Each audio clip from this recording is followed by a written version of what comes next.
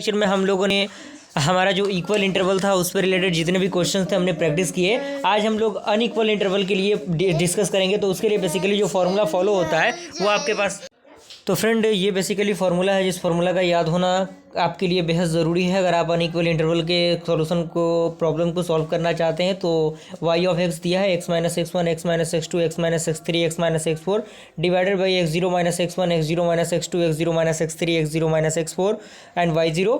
और इसी तरीके से आप बढ़ते जाएंगे जितने टर्म तक आप बढ़ते जाएं।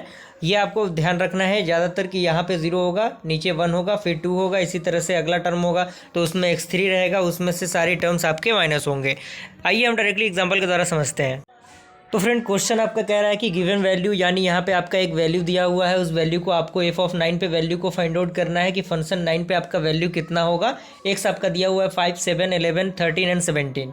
तो यहाँ पे हम प्रीवियस लेक्चर में हम अलग अलग थ्योरम में हमने देखा था कि इंटरवल यानी इसके बीच का गैप कितना है। यहाँ पे देखिए 2 गैप है, यहाँ पे देखिए कितना गैप है, 5 गैप है, यहाँ पे कितना गैप है, 2 गैप है, फिर यहाँ पे कितना गैप है, 4 गैप है। तो कहीं ना कहीं गैप अनइक्वल है यानी इक्वल नहीं है। लेकिन हमारा जो पिछला जो कंसेप्ट था उसमें क्या आता था, हमारा जो इंटरवल था, हमारा जो गैप था उसके बीच का, वो कहीं ना कहीं डिफरेंस जो है वो सेम आ रहा था। लेकिन यहाँ पे अनइक्वल है, अनइक्वल के लिए हम अनइक्वल वाला कंडीशन अप्लाई करेंगे। तो सबसे पहले एक f(x) दिया हुआ है आपके सामने, तो हमें क्या करना है, इसको x0 x1 x2 x3 x4 और y0 y1 y2 y3 y4 के टर्म में हमें क्या करना है, मान लेना है। तो हमने इसको मान लिया। आप देख सकते हैं सारे वैल्यूज आपके सामने हैं। x0 का वैल्यू 5 है, x1 का वैल्यू 7, x2 का 11, x3 का 13, x4 का 70। इसी तरह से आपका y0 का 150, यहाँ पे y1, यहाँ पे y2, यहाँ पे y3 एंड यहाँ पे y4। ओके, अब कुछ नहीं करना है, सिंपल सा हमें क्या करना है, फॉर्मूला में अप्लाई करना है उस चीज़ को। और x का वैल्यू यहाँ पे 9 दिया हुआ है, चूँकि हमारा जो आपको पता है कि यहाँ पे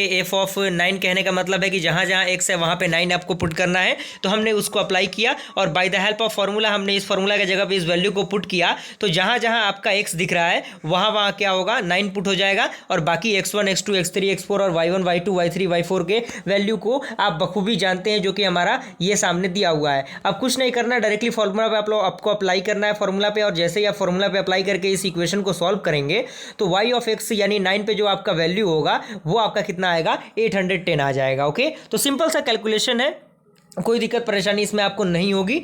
जितना ज़्यादा आप प्रैक्टिस करेंगे चीज़ों को उतना ज़्यादा आप समझ पाएंगे। डायरेक्टली आपको फार्मूला पे अप्लाई करना है चीज़ों को, डायरेक्टली आपको आंसर मिल जाएगा। काफ़ी ज़्यादा पूछा जाने वाला ये क्वेश्चन है। जल्दी मिलते हैं ऐसे इंटरेस्टिंग वीडियो के साथ, तब तक के लिए थैंक यू।